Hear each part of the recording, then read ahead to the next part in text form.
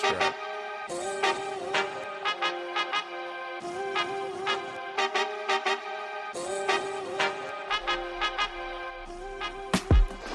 Popcorn Therapy, holistic health and wellness through the lens of pop culture.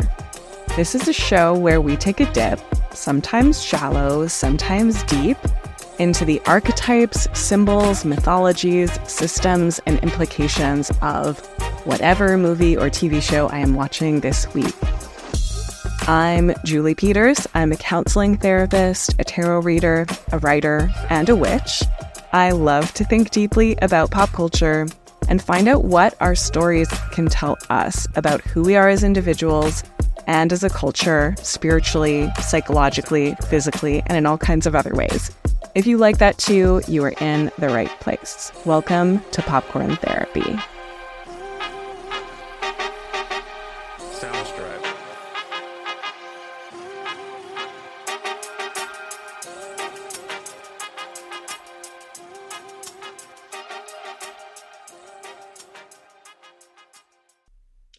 Okay, welcome everybody to the very first episode of Popcorn Therapy. I have been thinking about and wanting to do this podcast for a while, and some of you might have seen some of my TikToks about therapy and pop culture as therapy, lots of different ways of thinking about it. We're just going to kind of explore different holistic wellness topics through the lens of movies and TV, and what we're talking about today is Bridgerton, specifically season 3. So we are going to talk about some spoilers here. I'm kind of expecting that you've seen the show if you're watching this episode, but I'm going to catch you up a little bit on what's been going on. So season 3, big spoiler if you haven't started Bridgerton. Lady Whistledown, who writes the gossip column for The Ton, is Penelope Featherington. Her identity has not yet been revealed. Everyone wants to know who Lady Whistledown is, and the Queen is on a bit of a quest to find out who has been writing these gossip columns, partly because Penelope, has written some pretty mean things in the past. She's gotten some people in trouble with Lady Whistledown. She's used it to her own benefit as a power move, and she's also used it to protect people in her life, and she's also used it a little bit spitefully from time to time to take somebody down who she's not crazy about. So part of what we're learning about in season 3 is how Penelope, who is this young woman in the Ton, is kind of managing this power that she has, which is an unusual power, especially because she's a woman. In the context of the show, she's a fat woman. She's a larger body than pretty much anybody else on the show. She is considered to be unmarriageable, and it's her wallflower qualities that gave her the ability to do the observing that allows her to be such a good gossip columnist, such a good Lady Whistledown who's able to see what's going on and make commentary on it and so on. So season 3 is really oriented around Penelope and her love for Colin, who's basically a childhood friend, or I don't know if they've been friends since childhood. I think so. They're neighbors with the Bridgertons, and she's been in love with Colin for a long, long time, but they've just been friends at this point. So season 3 explores the romance that does eventually blossom between Penelope and Colin. So the first thing I want to talk about is sex. And the sex scene that happens between them. There's the infamous carriage scene, which is interesting, and I loved it personally. I don't know how you felt about it, but it was beautiful in a lot of different ways, and also a bit strange.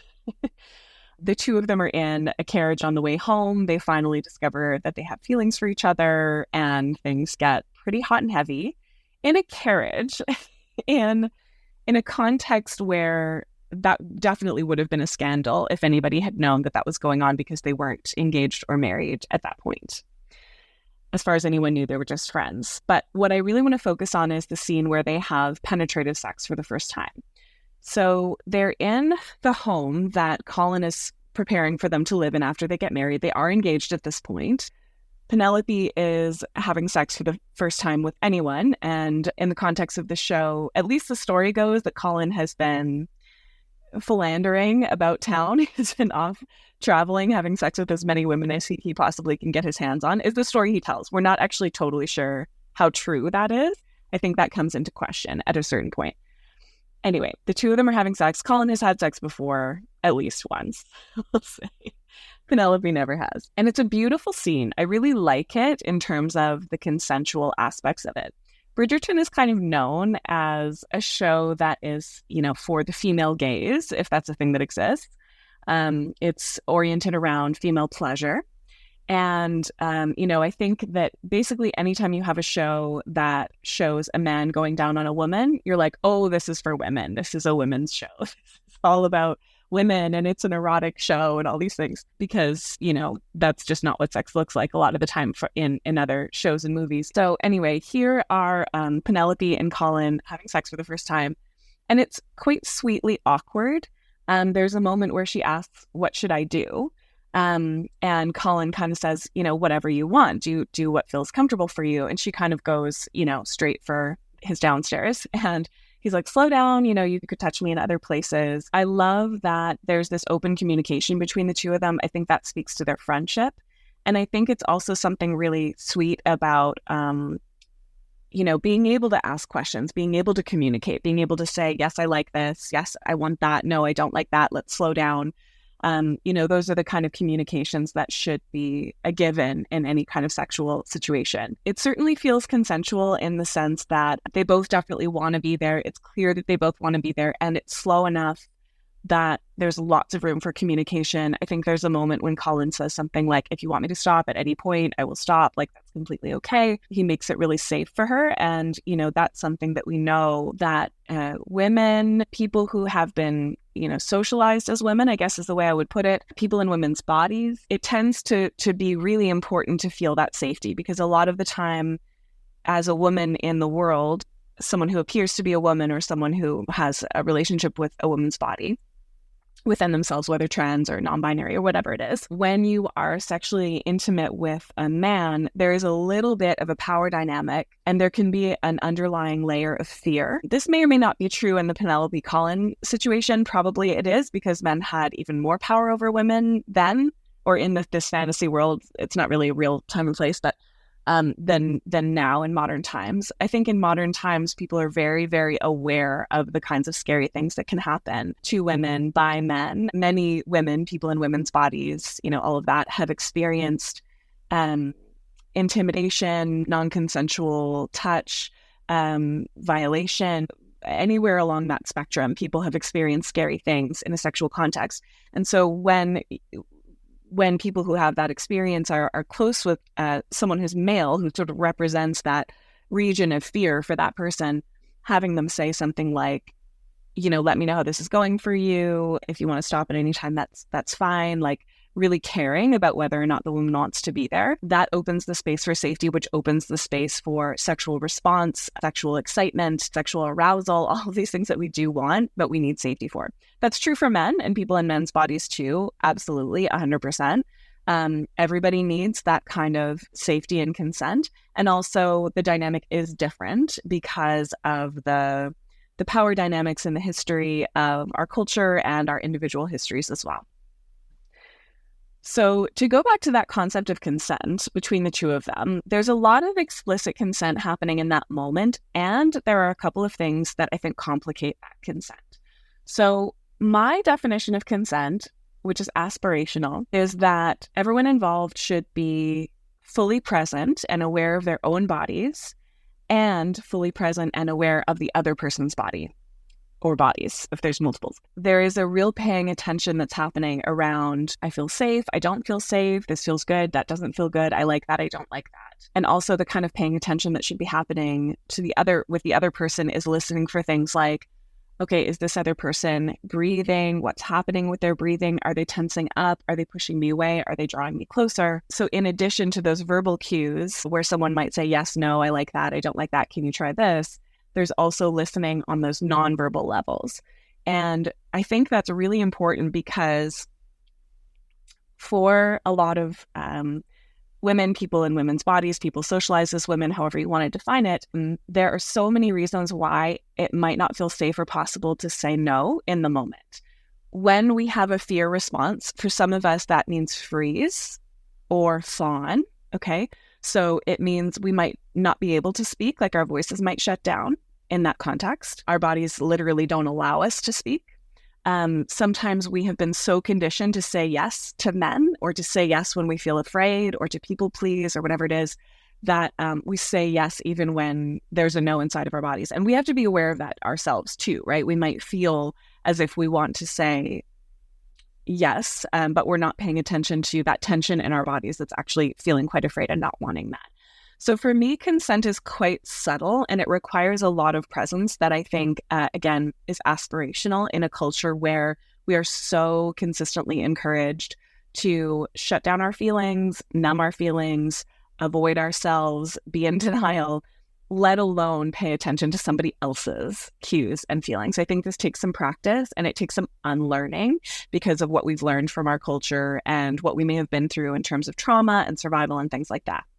So are Penelope and Colin fully present with their own bodies and themselves and each other? I think so to a certain degree. They're sober. Being drunk is one way to be not fully present with your body, right? I think there are other things that can take you out of yourself, including a body self-consciousness that can take you out of presence. And it can make you focus more on yourself and what you're looking like rather than what the other person is feeling or even what you're feeling. A desire to please, a desire to perform. Colin, in the context of this show, has been performing this sort of F-boy quality. I've traveled the world and I've been with so many women, and that may or may not be true. And he may be wanting to kind of show that off to Penelope. And so from that perspective, you have to question a little bit like, okay, is he fully present with his body? Is he really aware of what he's feeling and going through? I think there are other moments in the show where you see him performing his sexuality as a way to fit in, as a way to be more accepted. In the first seasons of the show, he's a little bit of a wallflower himself. He has some similar characteristics to Penelope, which is maybe why they get along so well. And in this season, he's gone away to travel and he's kind of come back a new man. And one of the things he's so angry with Lady Whistledown about is that she calls that out. In one of the episodes, Penelope is angry with Colin, but she writes as Lady Whistledown, is Colin truly a new person? Is this an authentic show of who he is? Or is he just pretending, whether it's to get, more clout on the marriage mart or just to seem cooler with his brothers who are pretty cool. There's a lot of that going on. I think from the perspective of male sexuality, that's very present for a lot of young and maybe older men as well. Again, people socialized as men, people who have male bodies, like all of those things. There's a lot of pressure to be very sexual, to want to be very sexual, to try to have sex with as many women as you possibly can. Boys really in this generation have so much access to porn that is very explicit and not that close to the reality of what sexuality can look like between two people or however many people. And so I think boys can get a really skewed sense of what sex is supposed to look and feel like. And so a lot of the time they are performing rather than really being present with, this is what I'm feeling. This is what I feel comfortable with. This is where I feel safe. There just isn't a lot of room for men to have those kinds of conversations, again, even with themselves, let alone with their sexual partners. There was a time when I was working with a group of men, and it was this really fascinating group where we would discuss all kinds of topics in a group context and share our stories and things like that. And I'll never forget this one man who was telling a story about when he lost his virginity, and he had been sort of studying porn in order to try to figure out what he was supposed to do and what she was going to like and all those things. And it was sort of like that's how he was doing his research on how to have sex for the first time, which, my goodness, I hope we're able to talk to our boys about how that's not where you find out that information. Where else would they get it, right? It's something that a lot of parents don't talk to their children about. A lot of peers, they're getting that information from porn. So, how are they having these authentic conversations? I think is actually quite dangerous. But anyway, what happened with this man is he had been doing this research and he went ahead and he had sex for the first time. And he was just doing these moves that he had learned from porn. And what he said was, I don't really remember it very well, because I don't think I was really there. I was just focusing on those techniques and I had no idea what I was actually feeling as I was going through that. And I found that really impactful because, anyone, regardless of gender, may be nervous, excited about the first time they have sex, like wanting that. There's sort of body desires that are coming along with that. And if you find somebody that you feel comfortable with and you want to have that experience with, hopefully you'd want to be there for that, right? You'd want to be present for that and have that experience. But I think a lot of these young boys are not because of this sort of pornified environment that we're in. So I think Colin represents that in a certain way. Of course, it's not pornified in the same way. This is supposed to be sort of Victorian England-ish, but he definitely still feels that pressure, I think. And there's a moment when he is about to have sex with these two sex workers, and he says he doesn't want to, like he's just sort of off it. He's like, I don't like this. And then he's talking with his friends later, and they're all drinking and they're all kind of like telling stories about all their sexual conquests and so on. And he says something like, don't you get tired of pretending like the most valuable thing in life is just this meaningless act that you're doing over and over? I can't remember the exact words of what he says, but it's a really touching moment where he seems to realize, like, I actually do want to treat sex as precious. I actually want this experience to be with someone I care about. It's a very tender and vulnerable experience, and I don't want it to be something that I'm doing for performance, right? So I think in that moment, you kind of see that maybe Colin has been pretending in terms of this sexual conquest sort of thing, and that maybe he really does want to have a kind of sex that is genuinely intimate. So I think that's what's happening between him and Penelope, and you don't really know how much of it is performance for him, how much of it is him wanting to show off and show Penelope all the cool things that he can do and whatever. I mean, you get a sense, I think, in that scene that they're very genuinely together, but there is that in the background. Now, from Penelope's perspective, she is definitely not performing in the sense that Colin is. And there's definitely performance that would come with, her coming from this perspective of like thinking that she had absolutely no marriage prospects, thinking that no one would be interested in her, being a bit of a wallflower and a bit of an outcast throughout most of her life for all of these different reasons. And then having this opportunity to have sex with the person that she's really wanted to be with this whole time. So there would be some nerves there, which I think are shown, and she's sort of authentic about it, which I think helps to make it feel more consensual. But there's also this issue where the two of them are engaged, but they're not yet married. So there is a bit of a sense of like, okay, if they go through with this, they're in it, right? At least she's in it. She's more vulnerable. If they've had sex and they don't later get married, then her prospects are really gone from the context of this world. And she also hasn't told Colin yet that she is Lady Whistledown. So she is hiding something that feels very important to him. So there is a piece of her that she's not sharing. There's a piece of her authenticity that is not present here. And she also knows that Colin is really angry at Lady Whistledown, and that if he knew she was Lady Whistledown, he might not want to have sex with her. So that complicates the consent a little bit, because if he did know, would this scene still feel the same way? There's another piece around consent here, which is absolutely not addressed in the show. But if we think of realistically what's happening in, this Victorian-ish England, it is a fantasy world in Bridgerton, but it has a relationship with reality, right? It sort of has a historical mood to it. It's like a period piece. If a man was going off and sleeping with many, many women all over the world, the likelihood that he had syphilis or something else would be very high. The chance that he was using condoms and other sexual protection safely during that time, it's just unlikely. At that time, men weren't so concerned about getting women pregnant. And to my knowledge, I mean, correct me if I'm wrong here, I'm not an expert on this era of time. I don't know that sexual protection was something that was really commonly used, partly because syphilis was like a big deal around the time. A lot of people died from it. A lot of famous people died from it because they were off, sleeping with lots of people without protection. And so there is a part of me that's thinking like, oh my gosh, like Penelope's quite vulnerable here. They're definitely not using protection in this scene. There's no moment where he kind of reaches for the prophylactic and they have that awkward moment of like, oh, better get the condom on, whatever. Like, it would have been kind of nice to see that too, but that was definitely not a part of this scene. And so there is this element of like Penelope is making herself vulnerable to something. Does she know that? Is she aware of that risk? Has he disclosed that risk to her? Probably not. So these are also some pieces that complicate the consent. So there's like emotional and sexual desire consent there, but there are all these other pieces that are preventing this from being a really genuine coming together of two people where both are fully present, fully authentic, fully open with each other, and so on. Again, it's aspirational. And those are some of the things that I was thinking about as I was watching that scene. So another piece that a lot of people have talked about online around Bridgerton season 3 is Penelope's body. In the show, the focus is more on how she's dressed. And she has this makeover that is wonderful because rather than a makeover where it's like, oh, you need to look more conventional, so we're going to take down the parts of you that look like you and that you feel comfortable with and make you look more like other people.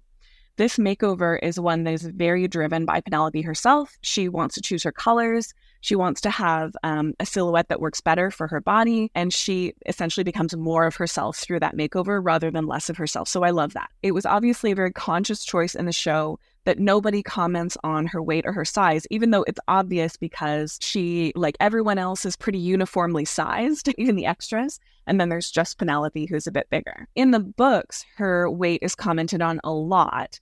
And apparently in the books, she actually loses quite a bit of weight before she and Colin get together. I love that the show decided not to go that route and to not focus on her body size, because it makes it feel more like, even though she's the only one, it still makes it feel more like she is sexually and emotionally worthy, romantically worthy at the size that she is. Of course, Nicola Collin, who is the actress that portrays Penelope, and I don't know if I'm saying her last name correctly or not. She's a very beautiful woman. She's a very sexy woman, and fat is one of those words that like some people are reclaiming and feeling like it's comfortable to use that word, and it's a word that we should be taking the sort of pressure out of. And also, not everybody would call Nicola Collin's body fat, right? She's a pretty healthy sized person. She's definitely a bit curvier than maybe some, but I don't know that fat would necessarily apply. I'm not sure everybody would feel comfortable calling her that. It's sort of depending on where you're coming from. And personally, I think when I was watching this show, I loved seeing that. I loved seeing this curvier, larger woman, even in nude scenes at certain points, be seen as voluptuous and sexy. And like Colin just couldn't keep his eyes off her. The chemistry between these two actors was incredible. And I've watched a lot of, the two actors hanging out together. Chemistry is still there. Like a lot of people are thinking and hoping that the two of them are actually together in life. And I ship that too. It's great. Especially in American movies and TV, so many of the people you see are unreasonably attractive. It's sort of like the plastic surgery, the makeup, the illusion, the drugs, like all of these things. If you watch a British TV show or movie and then watch something from Hollywood, you're like, oh my gosh, these Hollywood people look like aliens. The British TV and movie actors look like normal people. Sometimes I go back and rewatch the movies of my childhood from the 80s, and you see people who just look like normal people who are romantic leads in these shows. But nowadays, the romantic leads that you see are just, they're an absolutely impossible standard. And Nicola Collin is like incredibly beautiful. And it is so nice to see a body that is not within that kind of unreasonable alien-like Hollywood, stricture, being seen as sexual and being taken seriously as well. I think a lot of, quote unquote fat characters in movies and TV, especially American movies and TV, are, they're the comic relief, or they're the ridiculous one, or they're the best friend. Like they're not usually the romantic lead. And so I think there was something really satisfying for me about being able to watch that. I had a few moments where I had the show on with my 3-year-old son present from time to time. And I had these questions for myself around like, would I rather he be watching this where there's like a beautiful, larger sized woman having this consensual sexual interaction than, some of the violence he's exposed to in some movies that are supposed to be more for kids? Like maybe I would actually rather him be seeing this in the background and having an awareness of this, as opposed to, all the gun violence and gore and stuff that I feel like our culture has somehow decided is more appropriate for children, rather than consensual enough sex between people who look like human beings. So I don't know, that was just another thing I was thinking about. So the last point that I want to end on with Bridgerton season 3 is the romance between Penelope and her writing career as Lady Whistledown. I think this is one thing that, especially towards the end, became very obvious to me. I also happen to be a writer. I'm a working mom. I'm a married working woman. Obviously that's a lot easier of a thing to be now than it would have been in this sort of fantasy world in Victorian England and so on. times when women did not have the power. It wasn't sort of a common thing for women to be working. I'm someone that has a lot of passion for the work that I do, especially my writing. And I feel like if I had to choose between being a writer or being married to someone, being married to my husband, I don't know. I mean, I might have to say no. I might have to, stick with that sort of spinster wish that I think you see with Eloise in Bridgerton, where, I would rather be my own person. I would rather be able to do the things that are important to me. Especially towards the end, Penelope is thinking about using Lady Whistledown less for her personal gain and more, to bring forward voices that are often marginalized, to sort of help people in the town, which is very powerful. And, partnership is wonderful and powerful and something that I value. And also, I can't imagine having to choose between that and my work.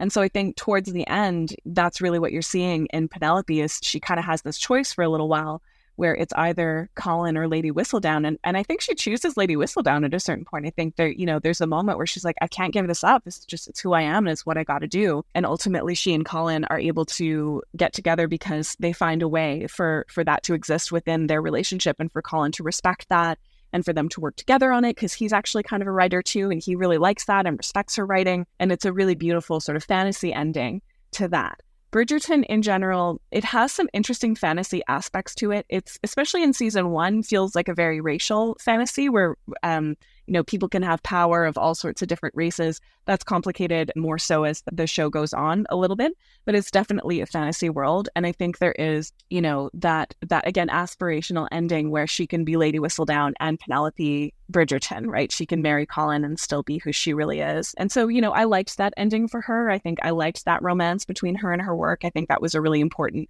part of it. And also, would that have happened in real life if this was a real life show? I don't know. I imagine there are a lot of women who've had to choose. So those are just some of my thoughts about Bridgerton. Season 3, Penelope and Colin. Overall, I really enjoyed it. I'm interested in watching season 4 for sure.